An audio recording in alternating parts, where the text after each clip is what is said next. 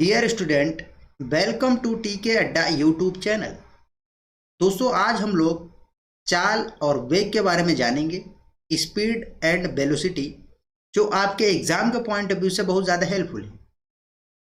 तो कोई भी एग्जाम हो जिसमें जीएस पोर्शन पूछा जाता है, अगर उसमें फिजिक्स पूछी जाती है तो उसमें स्पीड और वेलोसिटी से ज़रूर क्वेश्चन पूछा जाता है। तो ये कोई स्पेशली रेलवे के लिए नहीं है, जिसमें भी सिलेबस होगा उसमें चाल और स्पीड होगी ही होगी। ठीक है।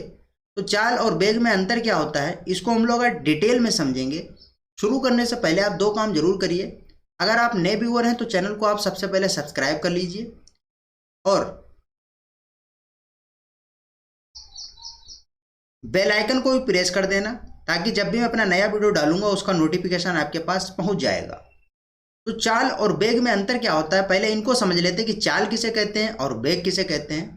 इन दोनों में बहुत छोटा सा अंतर होता है, तो ये पहले डाउट दूर कर लेते हैं। देखो, चाल का मतलब क्या होता है, इसको हम दो तीन तरीके से समझ सकते हैं। किसी भी वस्तु को अगर देखकर हमको उसकी गति का आभास होता है तो उसे चाल कहा जाता है। चाल से हमें यह आभास हो जाता है कि कोई वस्तु कितनी तेज गतिमान है। ठीक है। तो अगर इसको हम लोग फार्मूले से इसकी डेफिनेशन निकालें तो चाल बराबर क्या होता है। देखो, चाल बराबर होता है दूरी बटे समय, दूरी बटा समय। ठीक है। अब अगर इसकी डेफिनेशन इस फार्मूले से बताएं, देखो जब भी यहाँ कोई अपॉन में समय होता है तो उसकी डेफिनेशन इस तरीके से लिखी जाती है कि एकांक समय में चली गई दूरी को क्या कहते हैं, चाल कहते हैं। ठीक है। अगर दूसरे तरीके से आप देखना चाहो, माना कोई वस्तु गतिमान है तो उसके द्वारा चली गई दूरी और उसके द्वारा लगे समय को, समय की निष्पत्ति को या अनुपात को हम लोग चाल कहते हैं। ठीक है। तो एकांक समय में चली गई दूरी को क्या कहा जाता है, चाल कहा जाता है। अगर हम लोग वेग की बात करें तो वेग में क्या होता है, वेग बराबर होता है आपका विस्थापन बटे समय। विस्थापन बटे समय।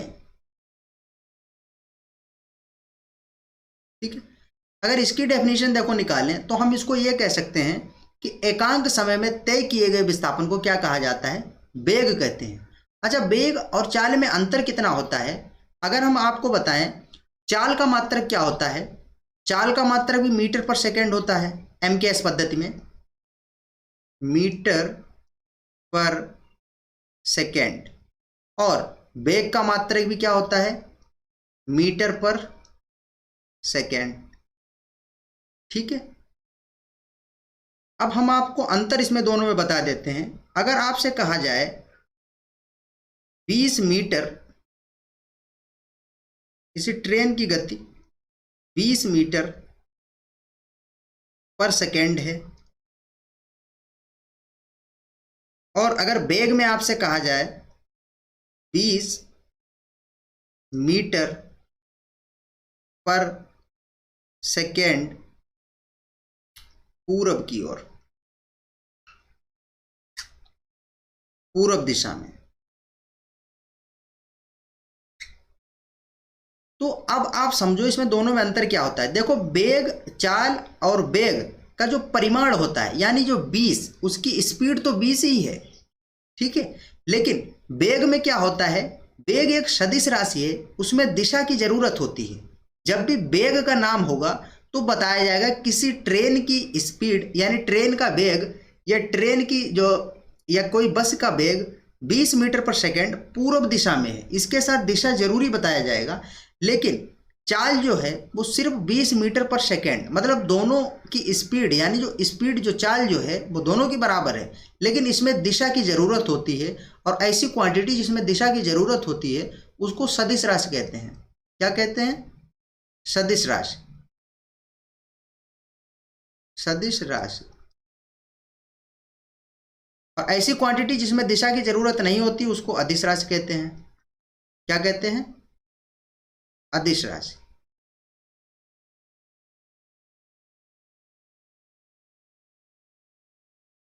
Scalar quantity. ठीक है।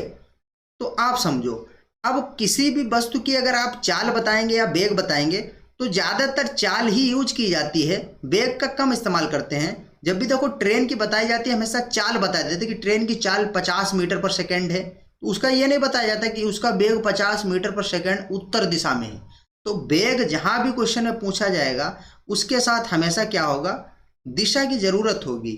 आपसे कहा जाए कि किसी बस का वेग 30 मीटर पर सेकेंड दक्षिण दिशा में है, तो दिशा जरूर बताई जाएगी वेग के साथ। क्यों बताई जाएगी? क्योंकि सदिश राशि है।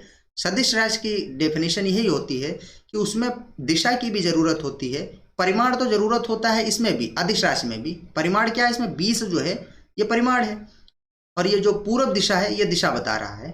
तो चाल में सिर्फ परिमाण की जरूरत होती है, लेकिन वेग में क्या होता है, दिशा की भी जरूरत होती है। अब हम आगे क्वेश्चन जब आपको बताएंगे, अगर मैं चाल का नाम लूं या वेग का नाम लूं तो उसमें घबराना मत, यह मत सोचना कि चाल है या वेग है, दोनों एक ही बात है भाई। 20 मीटर पर सेकंड ये भी है, 20 मीटर पर सेकंड ये भी है, तो दिशा से क्या मतलब है, ठीक है। तो ये मत समझना कि सर चाल बता रहे हैं या वेग बता रहे हैं, तो ठीक है। अब हम आगे देखते हैं कि चाल के प्रकार क्या होते हैं। इसका स्क्रीनशॉट ले लो, आई होप इसको आप समझ गए होंगे। इसका स्क्रीनशॉट ले लो, आगे बढ़ते हैं। अब हम लोग समझ लेते हैं कि चाल के प्रकार, टाइप्स ऑफ स्पीड। देखो टाइप्स ऑफ स्पीड में क्या करेंगे, एक second. Types of speed heading डाल लो, कलर चेंज कर ले। अब यहां लिखेंगे टाइप्स ऑफ स्पीड।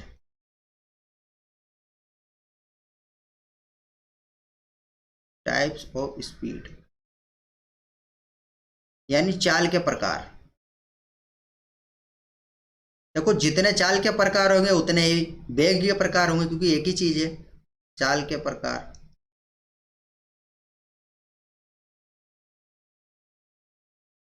ठीक है,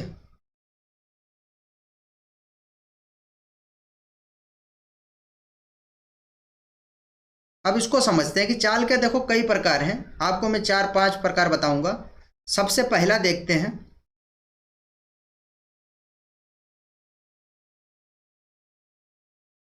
नंबर 1। इसको आप नोट भी करते रहना, पहले इसको समझ लो। एक समान चाल। कौन सी चाल? एक समान चाल।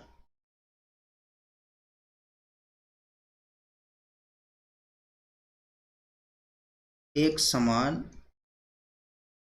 चाल इंग्लिश में कहते हैं uniform motion. Uniform motion, uniform speed, ठीक है। तो एक समान चाल का मतलब क्या होता है कि किसी गतिमान वस्तु द्वारा समान समय अंतराल में अगर वो समान दूरी तय करती है तो उसकी चाल एक समान होती है। जैसे जैसे कोई वस्तु यहां थी और यहां से यहां आने में उसने 2 मीटर, 1 सेकेंड में वो 2 मीटर चली, ठीक है।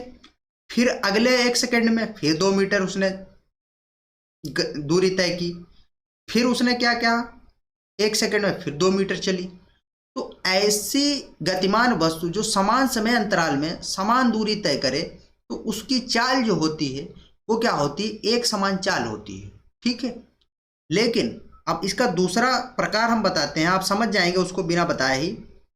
परिवर्ती चाल। कौन सी चाल? परिवर्ती चाल।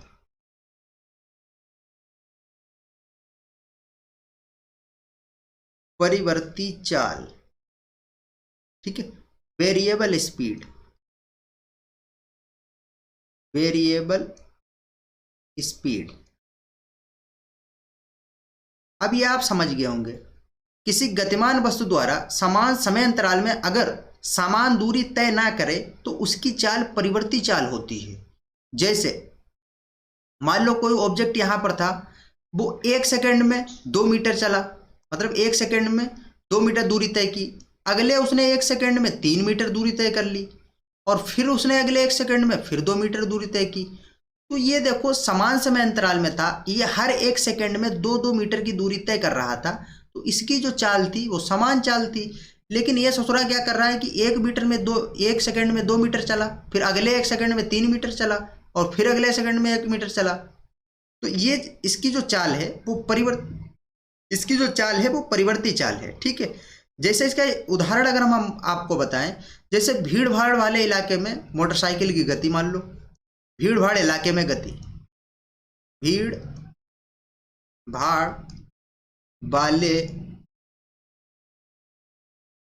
वाली जगह पे गति,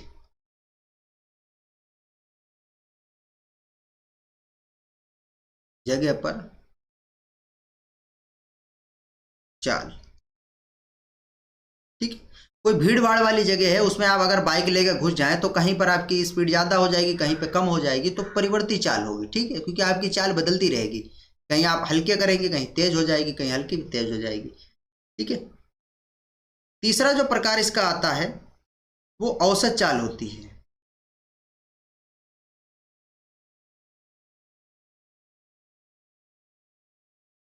औसत चाल क्या होती है? Average speed. औसत चाल, औसत चाल क्या होती है? देखो, औसत चाल होती है कुल दूरी बटे कुल समय, कुल दूरी बटे कुल समय। ठीक है, कुल दूरी बटे कुल समय। ठीक है, यही सब प्रकार वेग के भी होते हैं। इसका स्क्रीनशॉट लो। एक प्रकार और बचा है, बहुत इंपॉर्टेंट है, वहां से क्वेश्चन पूछा जाता है, वो मैं आपको बता दूंगा। ठीक है, इसका स्क्रीनशॉट ले लो।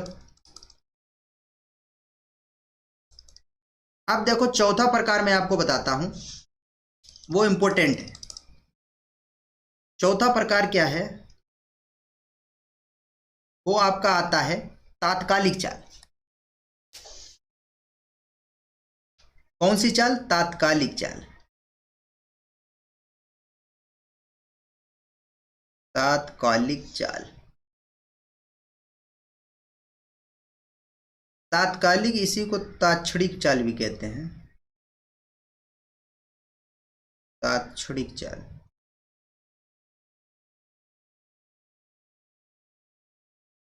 ठीक है, ये क्या होती है? बहुत इंपॉर्टेंट होता है ये। देखो देखो, तात्क्षणिक चाल का क्या मतलब होता है? किसी निश्चित समय या किसी क्षण पर वस्तु की चाल को तात्क्षणिक चाल कहते हैं। ठीक है, किसी निश्चित समय या किसी क्षण पर वस्तु की जो चाल होती है उसी को हम लोग तात्क्षणिक चाल कहते हैं। मतलब इसमें समय जो होता है बहुत ही कम होता है। तो तात्क्षणिक चाल हम क्या कर सकते हैं? देखो, तात्क्षणिक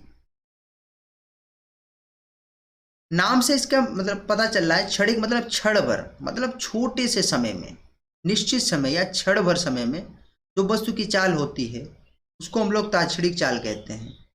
तात्क्षणिक चाल, अगर इसको फार्मूले से लिखना चाहें तो क्या होगा?